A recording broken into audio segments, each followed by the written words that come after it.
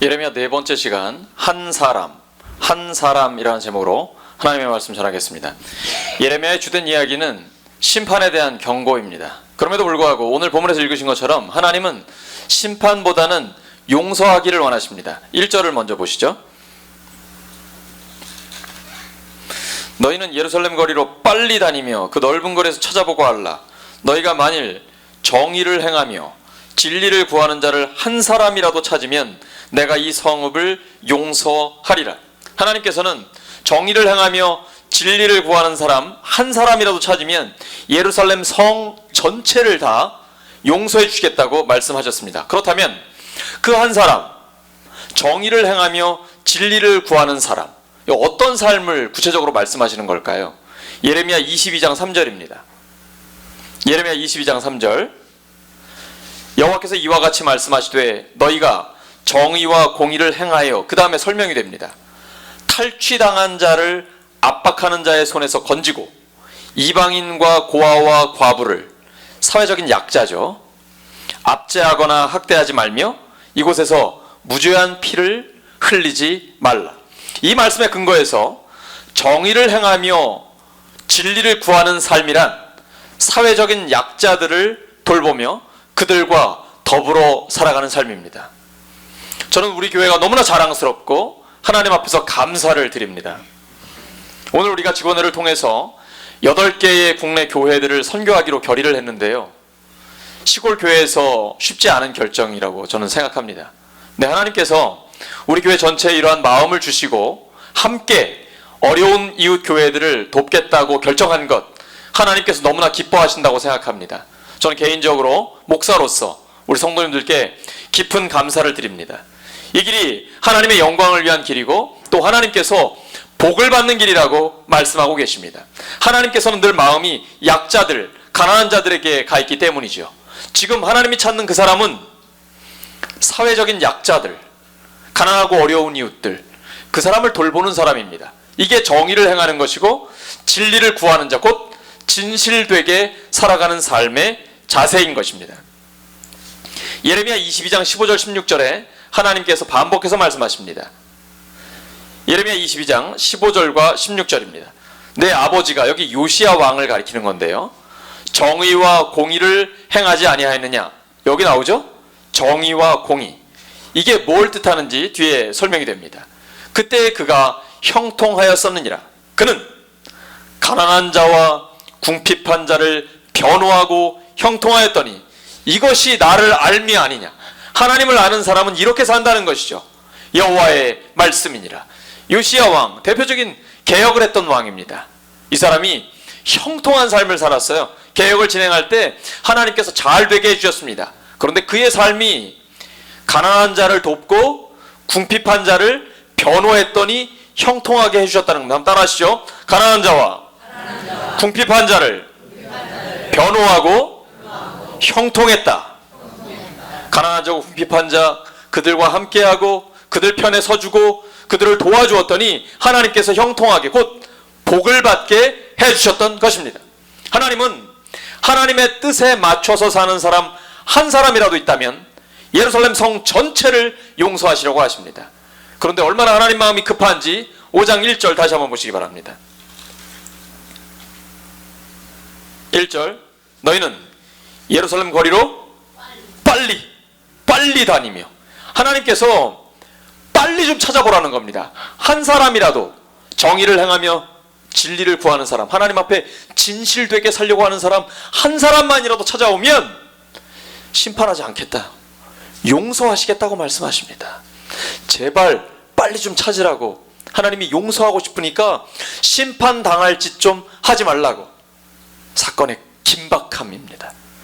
하나님께서 너무나 재촉하고 계세요. 하나님께서 간절하게 호소하고 계신 것이죠. 예레미야 이야기를 쭉 읽어보시면 정말 어두워져요. 긴 터널을 가는 것 같습니다. 하지만 그 안에 하나님 주시는 희망이 있습니다. 예레미야 29장 11절입니다. 오늘 사구역이 헌신을 다짐하고 있습니다. 하나님의 일을 하다 보면 사람들의 일이기 때문에 어렵고 힘들 때가 있습니다.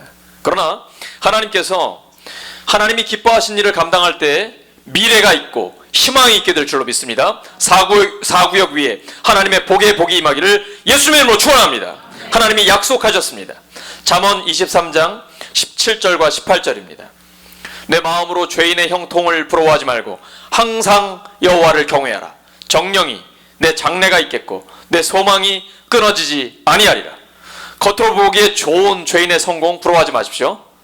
텔레비전을 보면 여러분이 스마트폰이나 인터넷을 통해서 유튜브, 페이스북, 카카오톡 같은 SNS를 보시면 좋은 것들만 나옵니다. 왜냐하면 우리도 홈페이지 장식할 때 좋은 것만 해놓잖아요.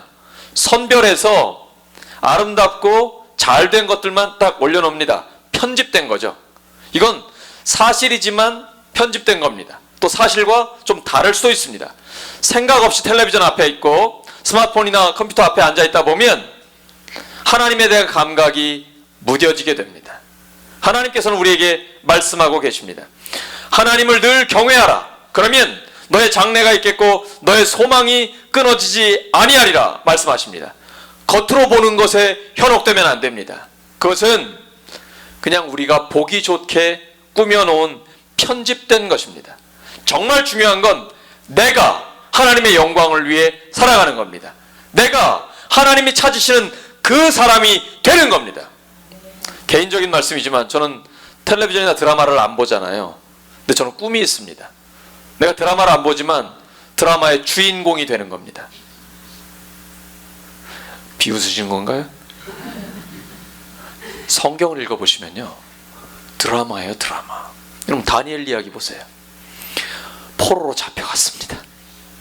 그런데 하나님께서 지혜를 주시니까 가장 탁월한 인재가 됩니다. 정권이 4번이 바뀌었어요. 가장 고위직 실세 총리로 살아남습니다. 흠잡을 데가 하나도 없어요. 아무리 털어도 먼지 하나 안 납니다. 딱 한 가지, 하나님을 경외하는 그의 신앙. 그래서 정치적인 적들이 그것을 걸고 넘어집니다. 한 달 동안 왕 외에 다른 어떤 신에게도 기도하면 사자굴에 집어넣는다. 그러나 변함없이 그 사실을 알고도, 왕의 도장이 찍힌 것을 알고도 하루에 3번씩 예루살렘을 향해 그 창을 보고 하나님 앞에 기도했습니다. 사자굴에 들어가요. 근데 하나님이 천사를 보내셔서 사자들의 입을 막아버립니다. 다니엘. 성경의 모든 인물들 드라마죠, 드라마. 드라마 보는 게 좋아요? 아니면 드라마의 주인공이 되는 게 좋아요? 우리 모두가 하나님의 드라마의 주인공이 되기를 소망합니다. 하나님께서는 우리 모두를 주역으로 삼기를 원하고 계십니다. 하나님, 저희들을 사용해 주시옵소서. 우리 교회를 하나님께서 사용하여 주시옵소서. 우리 교회가 하나님이 찾으시는 바로 그 사람이 되게 해 주시옵소서. 정의를 행하고 진실되게 하나님 앞에 서 있는 그 한 사람이 되게 해 주시옵소서. 그러면 옥산, 부여, 충남, 나라 전체를 하나님이 살리시겠다고 약속하고 계십니다. 기도를 들으시거든요. 하나님의 말씀에 귀 기울이고 말씀대로 지켜 행하는 사람의 그 기도를 하나님께서 들어 응답해 주시는 겁니다. 그러나 유다 백성들은 그렇게 살지 않았습니다. 본문 2절 보시기 바랍니다. 말은 잘해요. 근데 삶이 뒤따르지 않아요. 말과 삶이 달라요. 언행, 불일치. 근데 하나님께서는 언행이 일치되는 사람, 이게 우리가 사회생활할 때도 또 정치인을 볼 때도 언행 일치하는 사람 신뢰하고 그 사람 밀어주잖아요. 하나님의 법이거든요. 야, 너희들 말은 참 잘하는데 삶이 다르구나 라고 말씀하시는 거예요. 유다 백성이 심판받은 이유가 여기에 있습니다. 그러나 우리는 말과 삶이 일치될 때 하나님께서 우리의 삶을 기뻐하시고 우리의 삶에 역사하실 줄로 믿습니다. 하나님이 이 유다 백성들을 정신 차리라고 매를 드세요. 근데 정신 못 차려요. 3절 보십시오. 여호와여, 주의 눈이 진리를 찾지 아니하시나이까. 주께서 그들을 치셨을지라도 그들이 아픈 줄을 알지 못하며 그들을 멸하셨을지라도 그들이 징계를 받지 아니하고 그들의 얼굴을 바위보다 굳게 하여 돌아오기를 싫어함으로. 또 고집 부리는 거예요. 마음이 딱딱해지는 거예요. 그러니까 얼굴이 굳어져 버리는 거예요. 이 사람들 역사를 보면 채찍을 많이 받았잖아요. 여러분, 계속 심판받았던 내용이 사사기에 나오죠. 하나님 앞에 죄 지으면 이방 민족들을 통해 심판하십니다. 그럼 그때 제가 정신 차리고 회개해요. 하나님 잘못했다고. 그러면 사사를 보내셔서 또 건져주세요. 또 느슨해집니다. 죄 지어요. 또 심판받아요. 회개해요. 사사 보내서 건져줘요. 이게 사이클이거든요. 계속 반복돼요. 이스라엘의 역사. 반복적인 불순종의 역사. 우리는 그렇게 살지 말라는 거예요. 하나님 부족합니다. 연약합니다. 오늘도 대표기도에 나왔지만 하나님, 제가 어떻게 하나님 앞에 설 수 있습니까? 저희들은 죄인입니다. 오직 예수님의 십자가의 보혈과 부활의 능력으로 하나님 앞에 담대하게 나아갑니다. 그래서 하나님, 저희를 사용해 주세요. 이제 이러한 불순종의 역사를 따르지 말고 저희들이 하나님 앞에 올바르게 서 있기를 소망합니다. 하나님께서 찾으시는 그 사람이 되기를 원합니다. 주 앞에 간구하고 있어요. 잠언 3장 12절입니다. 여호와께서는 그 사랑하시는 자를 징계하시기를 마치 아비가 그 기뻐하는 아들을 징계함같이 하시느니라. 여러분, 자녀들 키우실 때 엄하셨죠? 자녀들 잘못된 길로 갈 때 그냥 놔두지 않으셨죠? 그런 사람 없어요, 부모는. 근데 하나님이 부모의 심정으로 우리를 그렇게 대하시거든요. 굉장히 엄하셔요. 근데 엄하게 징계하는 건 징계하는 것 자체가 목적이 아니에요. 돌아오게 하는 거예요. 우리가 애들 징계할 때, 책망할 때 죽이려고 하나요? 지금은 이제 매도 안 들지만, 매를 들었어도 안 되겠지만, 책망할 때 그 아이들 잡으려고 하는 게 아니잖아요. 바로 잡아주려고 하는 것이죠. 하나님도 마찬가지거든요. 우리를 책망하실 때 책망 자체가 목적이 아닙니다. 심판이나 징계 자체가 목적이 아니라 우리가 돌아오는 겁니다. 근데 이스라엘 백성들의 아픔이 여기 있어요. 돌아오질 않아요. 마음이 굳어져요. 그리고 얼굴이 굳어져요. 하나님 앞에 돌아오지 않았어요. 그래서 예레미야가 생각을 바꿉니다. 아, 이 사람들이 배운 게 없어가지고, 그래서 하루하루 먹고 살기 바쁘니까 그래서 그런가 보다. 그러면 똑똑하고 부유한 사람들에게 한번 말씀을 선포해야 되겠다. 됐을까요? 안 됩니다. 본문 보시면 5절에 지도자들 얘기가 나옵니다. 이게 이런 말입니다. 지도자들에게 가서 하나님의 말씀을 선포했어요. 똑똑하니까, 부유하니까 하나님 말씀을 지키고 순종할 거라고 기대를 했습니다. 어김없이 무너집니다. 망나니 같아요. 한결같이 곱비 풀린 망아지 같습니다. 하나님의 사명, 이 멍에를 끊어버리고 지금 이런 얘기입니다. 멍에를 끊고 결박을 끊어서 날뛰고 자기 하고 싶은 대로 하네. 그 다음에는 굉장히 좀 낯뜨거운 표현까지 나옵니다. 내가 어찌 너희를 용서하겠느냐.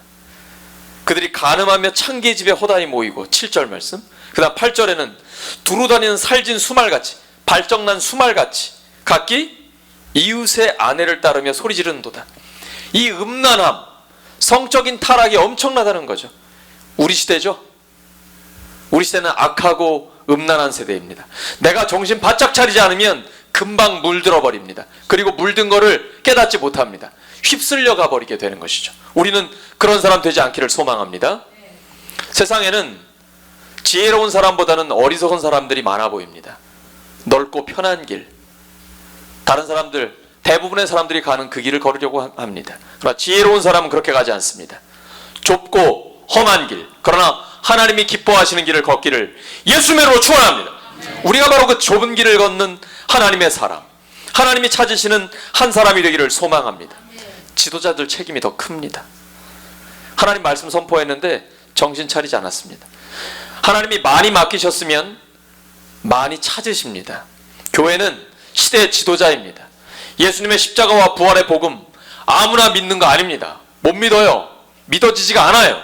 하나님이 창세 전에 우리를 선택하셨기 때문에, 그리고 은혜를 주셨기 때문에 예수님을 믿게 된 것입니다. 하나님의 자녀가 된 것입니다. 그러면 우리가 그 사명을 감당해야 합니다. 하나님께서 우리에게 찾으실 거예요. 너 사명 감당했냐고, 영혼들을 구원했냐고, 복음에 합당한 삶을 살았냐고 우리에게 물으실 것입니다. 하나님 앞에 설 때에 부끄러움 없이 서게 되기를 소망합니다. 오늘 우리를 부르시더라도 하나님 앞에 기쁨으로 나아가기를 소망합니다. 하나님이 찾으시는 그러한 사람 우리가 되기를 바랍니다. 지도자들에게 더 큰 책임이 있습니다. 교회는 목사에게, 그리고 교회 성도들은 우리의 삶의 일터와 지역에서 교회의 성도로서의 책임이 있습니다. 하나님께서는 우리가 예수님처럼 자기를 내어주며 희생적인 사랑을 하기를 소망하고 계십니다. 그런 사람이 꼭 필요합니다. 우리가 그런 삶을 살기를 소망합니다. 오늘 우리가 직원회에서 그러한 결의를 했습니다. 작은 실천을 시작하게 됩니다. 앞으로 점점 더 하나님께서 우리에게 힘을 주실 때 더 많은 사람들을 살리고 가난하고 어려운 이웃들을 구원하는 우리의 삶이 되기를 바랍니다.